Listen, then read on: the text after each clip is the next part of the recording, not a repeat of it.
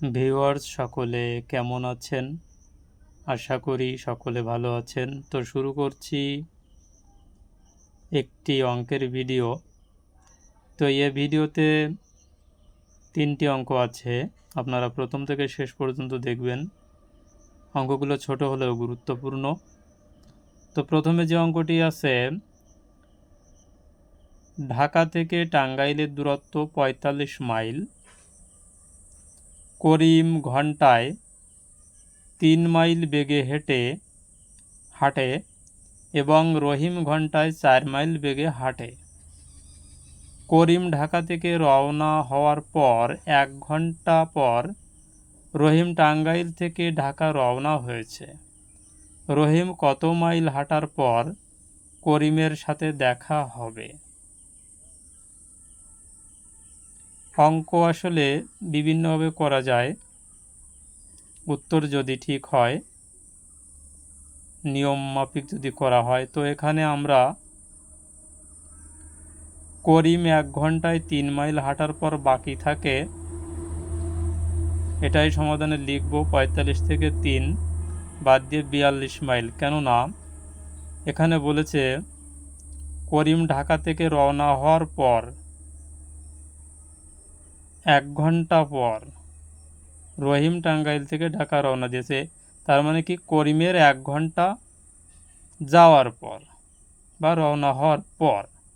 তার জন্য এই 1 ঘন্টায় এখানে বলছে যে করিম ঘন্টায় 3 মাইল বেগে হাঁটে।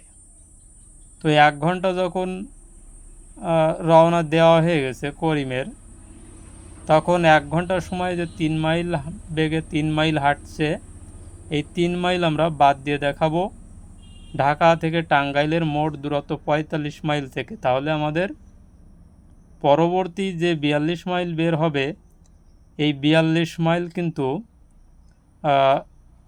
রহিম এবং করিম দুজনেই 42 মাইল যাবে।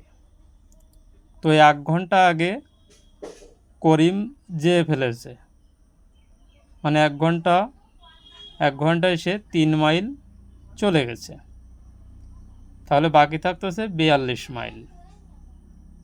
তাহলে রহিম ও করিম একত্রে যাচ্ছে, একজনের গতিবেগ 4, একজনের গতিবেগ 3, অর্থাৎ রহিম 4 করিম 3। তাহলে 7 মাইল যাচ্ছে বা যায় 1 ঘন্টায়।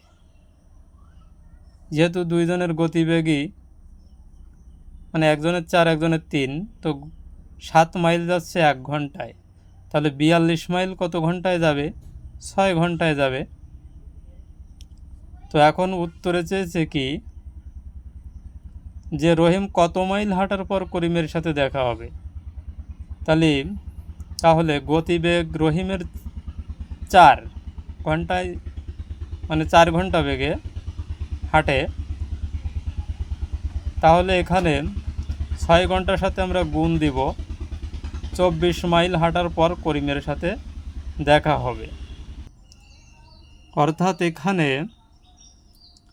রহিম ও করিম দুজনেই কিন্তু 42 মাইল 6 ঘন্টায় যেতে পারবে, মানে এই গতিবেগে।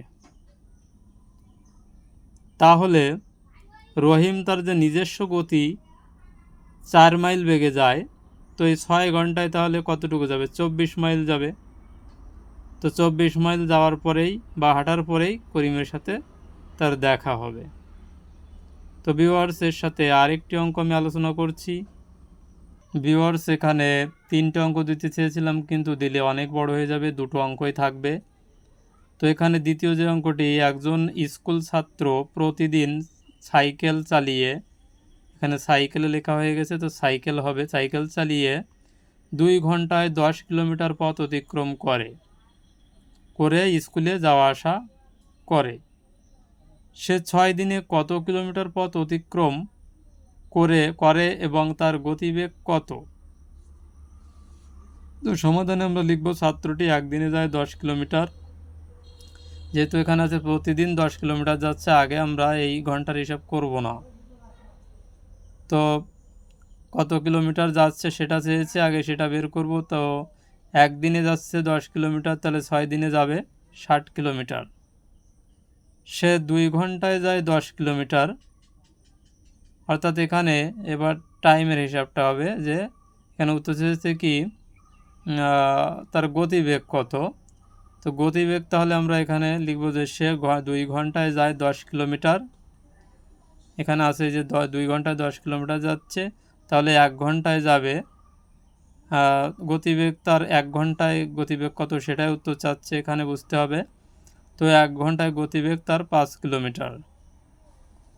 তো এখানে আমরা লিখব অতএব 60 কিলোমিটার পথ অতিক্রম করে এবং গতিবেগ 5 কিলোমিটার ঘন্টায়। এগুলো এমসিকিউ পরীক্ষায় পড়ে এই জাতীয় অঙ্ক, ছোট অঙ্ক।